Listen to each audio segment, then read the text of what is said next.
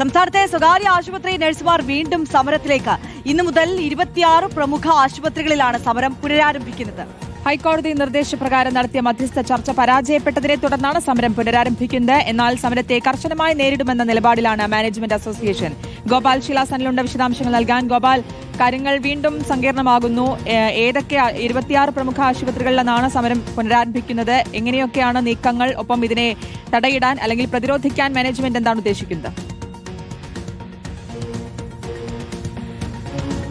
കഴിഞ്ഞ ദിവസം ഇതുമായി ബന്ധപ്പെട്ടൊരു സൂചനാ പണിമുടക്ക് UN നടത്തിയിരുന്നു. അതിൻ്റെ തുടർച്ചയായിട്ടാണ് ഇന്നു മുതൽ അനിശ്ചിതകാല പണിമുടക്ക് എന്ന തരത്തിലേക്ക് ഈ സമരം വ്യാപിപ്പിക്കാൻ തീരുമാനിച്ചിരിക്കുന്നത്. ഇക്കഴിഞ്ഞ മാർച്ച് 13 ഹൈക്കോടതി നിർദ്ദേശപ്രകാരം നഴ്സുമാരുടെ പ്രതിനിധികളും മാനേജ്മെന്റ് അസോസിയേഷനും തമ്മിലൊരു മധ്യസ്ഥ ചർച്ച നടന്നിരുന്നു. ആ മധ്യസ്ഥ ചർച്ച അലസിപ്പിരിഞ്ഞ പശ്ചാത്തലത്തിലാണ് ഇപ്പോൾ 26 ആശുപത്രികളിൽ ഇത്തരത്തിൽ, അതും പ്രമുഖ ആശുപത്രികളിൽ ഇത്തരത്തിൽ വീണ്ടും സമരത്തിനുള്ള ഒരു സാഹചര്യം ഉരുത്തിരിഞ്ഞു വന്നിരിക്കുന്നത്. അതേസമയം തന്നെ നേരത്തെ ഈ ചർച്ചയിൽ ഏകദേശം 470ഓളം വരുന്ന 469 ആശുപത്രികളിൽ മാനേജ്മെന്റുകളുമായി നഴ്സസ് അസോസിയേഷൻ ധാരണയായിരുന്നു. ഈ മാനേജ്മെന്റുകളുടെ കീഴിലുള്ള ആശുപത്രികളിൽ സമരം ബാധിക്കുകയില്ല എന്ന് ഇവരുടെ സംഘടന അറിയിച്ചിട്ടുണ്ട്. അതേസമയം തന്നെ ഈ ഇതിൽ വഴങ്ങാൻ തയ്യാറാകാത്ത അല്ലെങ്കിൽ ഒത്തുതീർപ്പിന് തയ്യാറാകാത്ത ബാക്കിയുള്ള 26 ആശുപത്രികളിലാണ് സമരം ഘടിപ്പിക്കാൻ ഇവർ തീരുമാനിച്ചിരിക്കുന്നത്. എന്നാൽ ആ സമരത്തെ ശക്തമായി തന്നെ നേരിടുക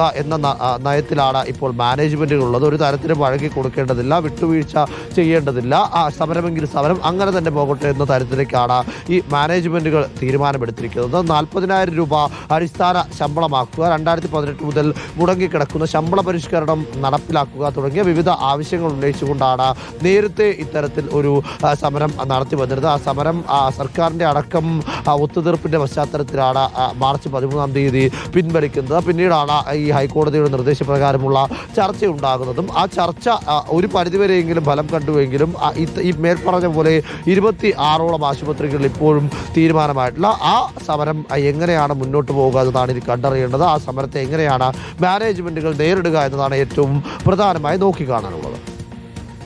ശരി, ഗോപാൽ ശിലാസനിലാണ് വിശദാംശങ്ങൾ നൽകിയത്.